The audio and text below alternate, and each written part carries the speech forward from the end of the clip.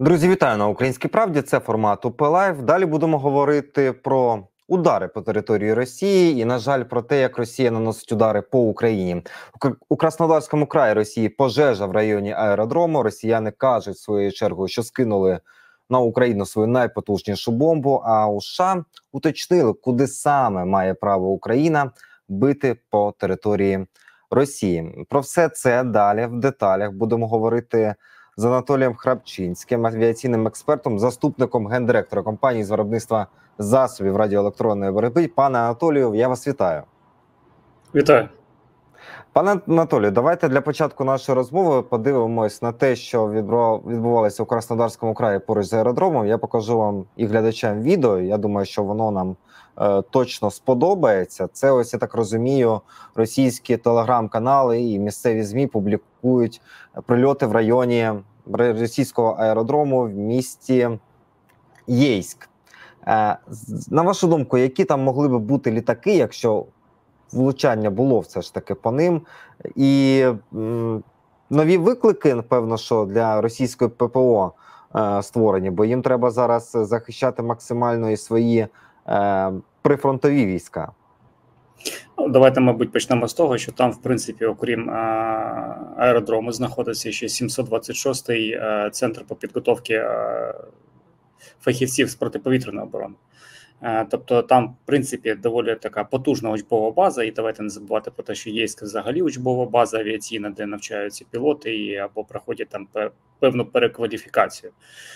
Знов таки, Росія активно використовує всі прикордонні аеродроми для базування, так би мовити, для аеродрому підскоку, для своїх тактичної авіації. Це літаки Су-34, Су-30, Су-35, все, що б'є по території України ФАБами, ракетами малої і середньої дальності. Тому, я думаю, в принципі, про наслідки ми зможемо більш детально поговорити, коли побачимо супутникові знімки, тоді можна буде якісно проаналізувати. Але, тим не менш, давайте згадаємо ті потужні удари до того, як відбувалося. Той самий Морозовськ, коли було знищено велика кількість літаків, були уражені там і об'єкти інфраструктури цього аеропорту. Тому, в принципі, ми дедалі більше бачимо удари власними засобами протидії, ударними БПЛА по території Російської Федерації. Тут слід згадати і знищений Су-57, і ще декілька літаків, які були теж уражені, суттєво пошкоджені. Тому, в принципі, Росія зараз буде стояти питання щодо відтягування своєї тактичної авіації від кордонів з Україною, тому що вони не зможуть використовувати їх як основну базу перебування. Це нам на руку, але тим не менш треба казати про те, що не єдиними безпілотними авіаційними системами ми можемо бити, і треба розширювати номенклатуру західного озброєння і географію західного озброєння, куди ми можемо його застосовувати, тому що треба наносити комбіновані такі потужні удари по аеродромах для того, щоб знекровити можливості ворога. Пане Анатолію, тоді в мене до вас питання. Знаєте, вчора пройшла новина про те, що начебто росіяни заявляють, російські їхні блогери, про те, що вони використали фугасну авіабомбу 3000, ФАБ-3000, які називають в народі. Вона була з універсальним модулем планування та корекцій. Ну і пишуть, що це фактично, там я бачив деякі ЗМІ, що це вперше в історії таку велику бомбу з цим модулем разом в комплекті використала. Водночас українська сторона, вона достатньо обережна була в своїх заявах. Сказали, що спочатку нехай експерти дослідять цей приліт в районі населеного пункту Липці, подивимося, що там прилетіло, а потім будемо вже говорити, ФАБ-3000 чи це не ФАБ-3000. Але менше з тим, росіяни опублікували відео, я також його зараз нам продемонструю. Ось воно, це один з російських авіаблогерів, назвемо його так, показує ось цей начебто приліт. За цим характером, за цим масштабом, там поруч лікарня до слова, це міг би бути ФАБ-3000, на вашу думку? На мою думку, це не ФАБ-3000. Є низка таких ключових елементів, які це підтверджують. По-перше, давайте почнемо з того, що в принципі по зоні ураження там можна побачити потім, якщо виміряти приблизно зону ураження на картах, близько 70 метрів. Тобто це ми кажемо, а після ФАБ-3000 залишається десь прірва там і зона ураження близько 250 метрів. Знов таки, характер вибухової хвилі і все більше схоже схожість на там ФАП 1500, ніж, наприклад, знов-таки той 3000. Росія активно просуває тези щодо можливості своєї ВПК, і як бачимо, що оскільки у них зброя у вигляді керованих авіабомб відіграє таку важливу роль, то вони починають збільшувати загрозу з зарахуванням, наприклад, запропонування більш потужної зброї.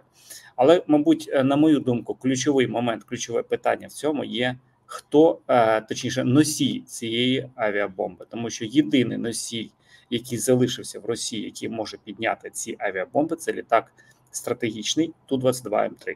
Тобто це літак, який може нести у собі у бомболюку, нести 2 таких авіабомби. При цьому слід зазначити, що ці авіабомби не вміщуються з модулем УПК всередині цього літака. І, в принципі, я на власному досвіді бачив ці авіабомби в цьому літаку, і тому можу гарантовано зазначити, що модуль МПК туди не влізе. Ну, тобто, знов-таки, треба не забувати про розміри і все інше. Росіяни можуть активно розповідати про Су-34. Насправді, вантажопідйомність корисного навантаження літака дозволяє підняти таку вагу, але треба знов-таки не забувати про розміри.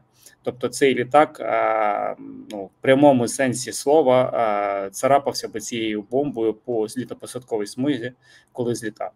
Тому, насправді, на мою думку, це спроба росіян якби інформаційної такої хвилі налякати цивільне населення України, що вони, буцімто, можуть застосовувати такі великі авіабомби.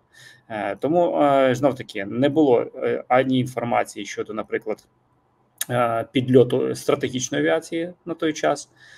Знов-таки, Ту-22М3 вони вже втратили один, я впевнений більш ніж, що вони не будуть використовувати знов близько до кордонів України. Слід не забувати, що останній масований обстріл відбувався знов з акваторії Каспійського моря і малою кількістю літаків, і по одній ракеті на літак. Ну, тобто, знов-таки, повертаючись до проблематики того, що Росія намагається далі відходити від кордонів України, тому що ми розуміємо, що наші західні партнери дозволяють нам використовувати більш дієву зброю проти Росії. Тому я думаю, що це інформаційний скіт, але так, насправді, треба дочекатися рішення щодо експертів, які там досліджують безпосередньо зону ураження, для того, щоб зрозуміти, чим насправді було уражено. Але тим не менш, з огляду на ті характеристики, які ми бачимо, на ту інформацію, яку озвучив, я більш ніж впевнений, що це не більше, ніж ФАП 1500. Пане Анатолію, тоді давайте продовжимо тему ударів по території Росії. Справа в тому, що радник із нацбезпеки Білого Дому Джейк Саліван, він заявив в інтерв'ю телеканалу PBS, що угода з Україною про обстріл Росії з американською зброєю поширюється, і тут важлива цитата в перекладі, вона звучить наступним чином: на всі місця, де російські війська переходять кордон із російської сторони на українську, щоб спробувати захопити додаткову українську територію. Я так розумію, що пан Саліван має на увазі в першу чергу Сумщину, бо якщо загалом дивитися на ту частину заяви, де російські війська переходять через кордони з російської сторони, то тут ми можемо говорити тоді і про Донеччину, і про Луганщину, і про тимчасово окупований Крим, тобто значно ширше. Але потім він додає, щоб спробувати захопити додаткову українську територію. Тому, на мою особисту думку, це мова все ж таки про Сумщину, але менше з тим, які можливості це нам дає. Давайте почнемо, мабуть, з мови дипломатії, тому що насправді, якщо ми кажемо про, наприклад, військових, які хочуть захопити додаткову українську землю, то вони можуть перебувати, наприклад, на маршруті з Ростовської області до Донецької, там далі, для того, щоб далі просуватися на Донецькому напрямку. Тому, в принципі, тут є важливе значення мови дипломатії, вона дає більше можливостей для нас і унебезпечує американців щодо, наприклад, загострення конфлікту, при тому створює певну характеристику і можливості для нас. Насправді, якщо казати про потребу, то тут слід зазначити, що нам дуже потрібно вибудувати 100-кілометрову сіру буферну зону, і це треба робити на території Російської Федерації. І це можливо зробити за рахунок отримання усього того озброєння, яке нам обіцяють західні партнери, і яке надійде найближчим часом. Безумовно, треба бити і набагато глибше на територію Російської Федерації. Тут вже ми кажемо про іншу картину. Це створення зони 500 і 1000 кілометрів на цих відстанях, де не буде базуватися жодна тактична або стратегічна авіація. І тоді можна казати про певне можливості щодо, наприклад, кінцевого вижинання російських загарбників з території України, тому що це суттєво покладе логістику ворога і вплине на можливості його. Але як бачимо, Росія активно просуває свої наміри захоплювати. Вона лякає світ там своєю дружністю з Північною Кореєю. Вона натякає там на можливості застосування ядерної зброї. У мене, наприклад, є сумніви щодо можливості ядерної зброї Російської Федерації. Знов таки ми бачимо, які ракети вилітають з цих літаків і як авіабомби не долітають, в принципі, до українських міст і падають на російські міста. Тому що технічно Росія слабка, але в неї велика кількість цих камінь, які вони хочуть закидати. Тому, в принципі, тут слід, мабуть, плотніше працювати нашій дипломатії щодо розширення номенклатури озброєння, яке ми можемо використовувати. Тому що, наприклад, ті ж самі атакамси можна використовувати по таких аеродромах, як Балтімор, на достатній відстані знаходиться. Можна застосовувати ракети Storm Shadow, Скальп по російських аеродромах, комбінуючи це, наприклад, з нашими безпілотними авіаційними системами, які будуть теж додатково наносити проблематику протиповітряної оборони ворога.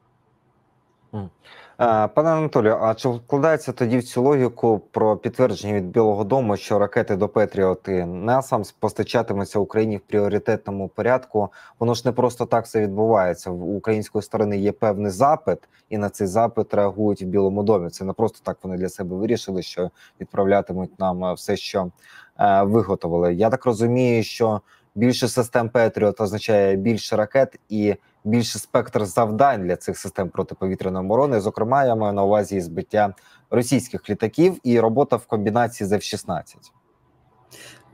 І не тільки з F-16, а ще й в комбінації з літаками дальнього радіолокаційного виявлення СААП, які нам надає Швеція, тому що насправді це найпотужніше рішення. От якщо казати, ну знов таки розуміючи, що я там більше по авіаційній специфіки, але більш не слід зазначити, що насправді отримання таких літаків надає нам широкий спектр можливостей. Чому? Тому що це радіолокаційна станція, яка знаходиться в повітрі, яка бачить на доволі потужна відстань, і, наприклад, певні цілі вона може бачити на відстані до 450 кілометрів. Тобто ми кажемо про те, що більшість засобів ураження, які у нас працюють, як наземні системи протиповітряної оборони, так і повітряні літаки F-16, ті ж самі «Міражі», які планують надати Франція, вони можуть працювати в режимі радіолокаційної тиші, так би мовити, коли будуть отримувати цілі вказівки від цього літака і спрямовувати засоби ураження по ворожих цілях. Це унебезпечує, робить більш безпечним роботу наших пілотів на літаках F-16 і створює там доволі потужну таку широку можливість щодо ураження наземних повітряних цілей, які знаходяться в радіусі 450 кілометрів. Тобто ми кажемо про те, що будь-яка система протиповітряної оборони, яка тільки спробує хоча б якось промоніторити, наприклад, навколо себе якусь територію, буде одразу вже побачена на цих засобах радіолокації і може бути одразу вже уражена засобами з літаків або навіть з наземних систем. Це дозволить працювати в комплексі. Тобто ми кажемо про те, що у нас є повітряний командний пункт, який буде поєднаний як з системами протиповітряної оборони наземними, так і повітряними, так і буде поєднаний наприклад, з артилерійськими системами, такими як Атакамс. Пане Анатолію, ви дійсно більше фаховий експерт в плані авіації, і тому в мене до вас ще й питання щодо цього. The Guardian вчора опублікувала матеріал про те, що Україна почне використовувати літаки F-16 вже цього літа. Більш-менш точні терміни використовують, і вони захищатимуть Харків від кавів. По-перше, чи погоджуєтесь ви з тими сроками, що цього літа F-16 прибуде до України? Бо не всі експерти так думають. Я чув думки про те, що лише на осінь можна на це сподіватися. Ну і другий момент, Харків, якщо б ви визначали завдання для F-16, то це перше завдання для них? Ну, давайте почнемо з Guardian, я теж давав коментар, тому тут якось буду коментувати свій коментар, але тим не менш. Почнемо з того, що насправді, щодо строків. Тут важливо зрозуміти, що наше суспільство розуміло, що підготовлені пілоти є вже. У нас є підготовлений інженерний склад, які можуть обслуговувати літаки F-16. Є пілоти, які можуть пілотувати F-16. Але треба не забувати про важливість виконання безпосередньо вже бойових задач. Тобто ми кажемо про те, що зараз відбувається злагодження екіпажів, злагодження авіаційних ланок для того, щоб якісно відпрацьовувати деякі певні бойові задачі. Тому, на мою думку, зараз іде активна підготовка навіть виконання бойових задач вже безпосередньо там на територію наших західних партнерів, але в умовах наближених до, наприклад, виконання задач на території України. Слід не забувати, що за рахунок отримання, наприклад, певних міркувань щодо використання літаків F-16 було прийнято рішення про надання літаків дальнього радіолокаційного виявлення СААПів. Це для того, щоб поширити і збільшити можливості наших пілотів. Тому, в принципі, це призвело до того, що додатково буде потрібно спрацювати безпосередньо вже в режимі з цими літаками, і це дає додаткове тренування. І тут ми кажемо вже про тренування, не безпосередньо, не про навчання, а про тренування. Тому, в принципі, якщо казати по строках, то, в принципі, ми могли б вже отримувати літаки і могли б вже їх експлуатувати. Але, тим не менш, треба казати про якісну підготовку. Ми бачимо якісну підготовку зараз щодо отримання літаків, тому що ми бачимо активні дії по ворожих аеродромах, по ворожих системах протиповітряної оборони. Тобто є такий комплексний підхід щодо підготовки можливості більш такого безпечного використання цих літаків в повітряному просторі України. Тому, в принципі, на мою думку, що найближчим часом, а це, скоріш за все, влітку, я, чесно кажучи, розраховував, що буде по весні, але, тим не менше, знов-таки, після появи інформації щодо передачі нам СААБів, то зрозумів, що насправді є в чому є потреба ще далі підготовку проводити наших пілотів. Тому, в принципі, насправді очікуємо, на мою думку, очікуємо їх влітку. Тут знов-таки треба буде дивитися, що буде нам надаватися ще від західних партнерів, тому що, може, вони, я би сказав, що наші західні партнери провели дуже гарну роботу над помилками перед контрнаступом, які вони зробили, щодо надання певних озброєнь, яких можливостей озброєння. І зараз ми бачимо більш ефективне і комплексне рішення в підході щодо оснащення зброєю Сил оборони України. Щодо ударів на Харківському напрямку, ударів по Сумщині. Для прикладу було взято просто варіант ударів саме безпосередньо по Харкову, тому що насправді болючі місце. Ми бачимо, як вони активно працюють, росіяни, по Харківському напрямку авіаційними крилатими бомбами. Тому насправді тут слід зазначити, що скоріш за все, літаки будуть направлені на цей напрямок для того, щоб посилити наші кордони. І тут є всі дипломатичні домовленості з західними партнерами, є дозвіл на використання наших F-16 на території Російської Федерації. Тобто ми кажемо про те, що цей напрямок найбільш такий пожвавлений для роботи F-16. Але ж треба не забувати і про Чорне море, і відкрити берегову лінію Криму. Тому насправді тут є велика кількість цілей для цих літаків. Але, знов-таки, саме яку кількість на початковому етапі ми отримаємо, буде вирішати ті задачі, які ми будемо виконувати на цими літаками. Тому що навіть якщо ми отримаємо 5-6 літаків, тобто це буде третина ескадрилі за натівським стандартом, літаків F-16, вони суттєво допоможуть нам прикрити повітряний простір від масованих ракетних ударів і зможуть суттєво відтягнути російську авіацію від кордонів на Сумщині і Харківщині. Тому, знов-таки, в будь-якому випадку тут слід зазначити, що це суттєве посилення наших спроможностей за рахунок отримання більш сучасної техніки, ніж тої, якою ми зараз воюємо в повітрі. Пане Анатолію, дякую вам за те, що знайшли час для «Української правди». Для глядачів нагадаю, Анатолій Храпчинський, авіаційний експерт і заступник гендиректора компанії з виробництва засобів радіоелектронної боротьби, був гостем цього випуску по лайв. Достатньо багато цікавих тез прозвучало, тому, будь ласка, реагуйте на нашу розмову в коментарях та вподобайкою під цим відео. Ну і не забувайте підписувати «Українську правду», якщо ви ще досі цього не зробили.